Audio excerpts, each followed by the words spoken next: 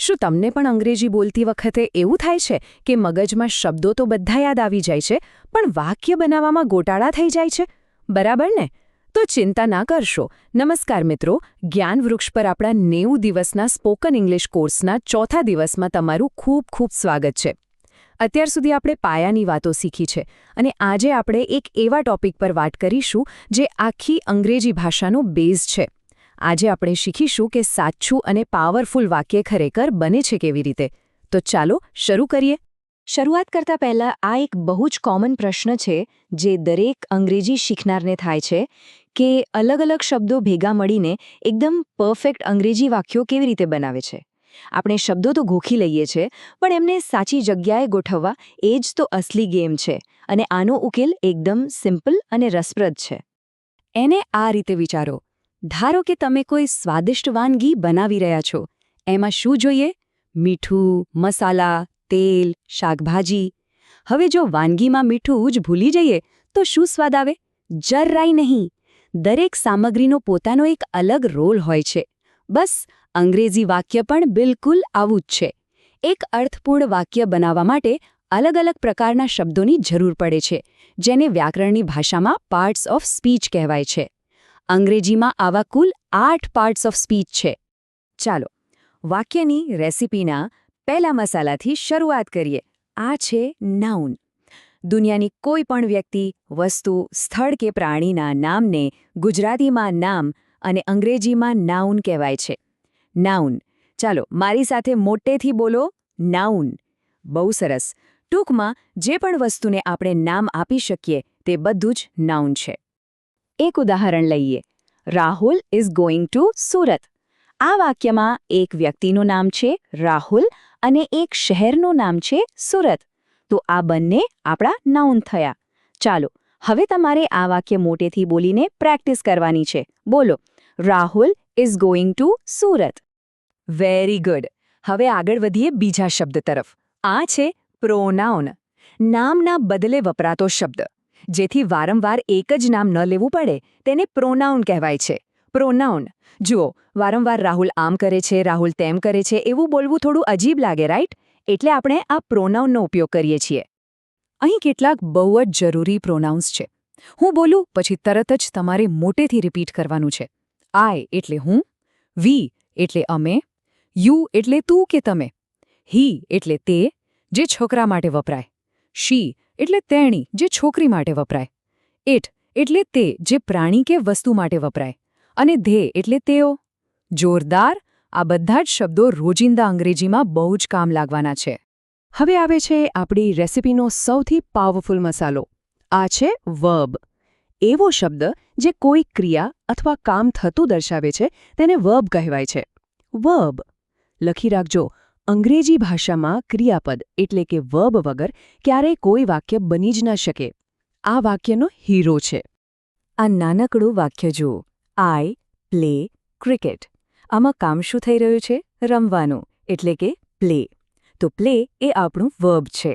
હવે પૂરા ઉત્સાહ સાથે આ વાક્ય મોટેથી બોલો. I play cricket. વાક્યમાં કામ તો આવી ગયું, પણ હવે તેમાં થોડો કલર ઉમેરીએ. આ છે એડજેક્ટિવ. એવો શબ્દ જે નાઉન એટલે કે નામની વિશેષતા દર્શાવે અથવા વસ્તુ કેવી છે તે જણાવે તેને એડજેક્ટિવ કહેવાય છે. એડજેક્ટિવ. ઉદાહરણ તરીકે, she is a beautiful girl. તેણી એક છોકરી છે. પણ કેવી છોકરી છે? બ્યુટીફુલ એટલે કે સુંદર. અહીં બ્યુટીફુલ એ છોકરીનું વર્ણન કરે છે, તેથી તે એડજેક્ટિવ છે. ચલો એકવાર મોટેથી બોલી જાઓ. She is a beautiful girl. હવે નામની વિશેષતા તો જોઈ લીધી, પણ ક્રિયા કેવી રીતે થઈ રહી છે એ કોણ બતાવશે? એ બતાવશે એડવર્બ. એવો શબ્દ જે ક્રિયા કેવી રીતે થઈ રહી છે તે દર્શાવે તેને એડવર્બ કહેવાય છે. એડવર્બ એટલે કે કોઈ કામ ઝડપથી થયું, ધીમેથી થયું, એ બધું એડવર્બ બતાવે છે. જેમ કે હી રન્સ ફાસ્ટ. તે દોડે છે, પણ કેવી રીતે? ફાસ્ટ. તો અહીં ફાસ્ટ એ દોડવાની ક્રિયાની રીત બતાવે છે, એટલે તે એડવર્બ છે. ઉત્સાહ સાથે આપણે રિપીટ કરીશું. હી રન્સ ફાસ્ટ. આગળ વધીએ. વાક્યમાં વસ્તુઓ કે વ્યક્તિઓ ક્યાં છે તે બતાવવા માટે આપણને જોઈશે પ્રેપોઝિશન. જે શબ્દ કોઈ વસ્તુ કે વ્યક્તિનું ચોક્કસ સ્થાન એટલે કે પોઝિશન દર્શાવે તેને પ્રેપોઝિશન કહેવાય છે. પ્રેપોઝિશન.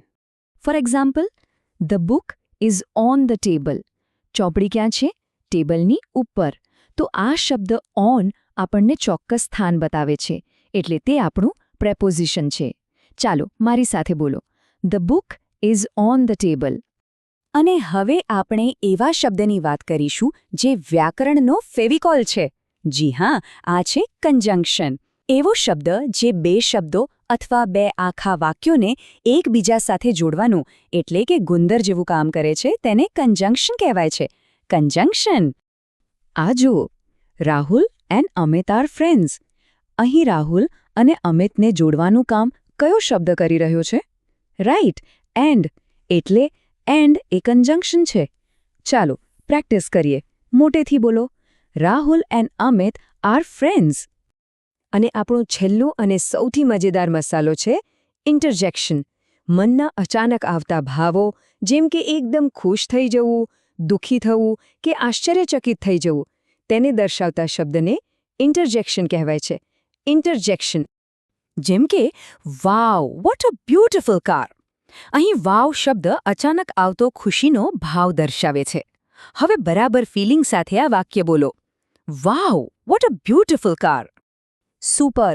તો આપણે વાક્ય બનાવવાની રેસિપીના 8 અલગ અલગ મસાલાઓ જોઈ લીધા. હવે સેક્શન 2માં આ તમામ 8 સામગ્રીઓને એકસાથે લાવીને એક માસ્ટર સેન્ટેન્સ બનાવીએ. આ સંપૂર્ણ વાક્ય ધ્યાનથી સાંભળજો. Wow, he runs fast and catches the red ball in the ground. ચાલો ફટાફટ જોઈએ કોનું શું કામ છે. વાવ છે ઇન્ટરજેક્શન, કારણ કે તે આશ્ચર્ય બતાવે છે. હી છે પ્રનાઉન, જે છોકરા માટે વપરાયું છે. રન્સ અને કેચેસ બંને વર્બ છે, એટલે કે ક્રિયા છે. ફાસ્ટ એ એડવર્બ છે, દોડવાની રીત બતાવે છે. એન્ડ એ કંજંક્શન છે, જોડવાનું કામ કરે છે. રેડ એ એડજેક્ટિવ છે, દડાની વિશેષતા બતાવે છે. બોલ અને ગ્રાઉન્ડ બંને નાઉન છે. અને છેલ્લે ઇન એ પ્રેપોઝિશન છે, જે જગ્યા બતાવે છે. જોયું, આ રીતે એક પરફેક્ટ વાક્ય બને છે. આજનો સેશન તમારો પાયો મજબૂત કરવા માટે ગેમ ચેન્જર છે. એટલે આજનો નાનકડો ડેલી ચેલેન્જ ચોક્કસ કરવાનો છે. સ્ટેપ 1, આ 8 પાર્ટ્સ ઓફ સ્પીચના નામ મોઢે કરી લો. સ્ટેપ 2, તમારા ઘરમાંથી કોઈ પણ 5 વસ્તુઓના નામ એટલે કે નાઉન અને 5 રોજિંદી ક્રિયાઓ એટલે કે વર્બ અંગ્રેજીમાં લખો. અને step 3, she eats an apple અને રાહુલ ગોઝ ટુ સ્કૂલ. આ 2 વાક્યોમાંથી નાઉન, પ્રોનાઉન અને વર્બ શોધીને અલગ કાઢો. અત્યારે જરાય કન્ફ્યુઝ થવાની જરૂર નથી. આજે આપણે ખાલી ઓળખાણ કરી છે. આવતા સેશન્સમાં આપણે આ દરેકને એકદમ ડિટેલમાં શીખીશું. તો મિત્રો, જતા પહેલા મારો એક સવાલ છે. આજે તમારા હોમવર્કની નોટબુકમાં તમે સૌથી પહેલું નાઉન કયું લખવાના છો? નીચે કોમેન્ટ્સમાં તરત જ જણાવો. જો આજના આ એક્સપ્લેનરમાં તમને પાયાનું જ્ઞાન મળ્યું હોય તો લાઇક અને શેર જરૂરથી કરજો. જ્ઞાનવૃક્ષ ચેનલને સબસ્ક્રાઇબ કરો, જેથી દિવસ 5નું સેશન સીધું તમારા સુધી પહોંચે. પ્રેક્ટિસ કરતા રહેજો. આપણે મળીશું આવતા સેશનમાં. Bye bye.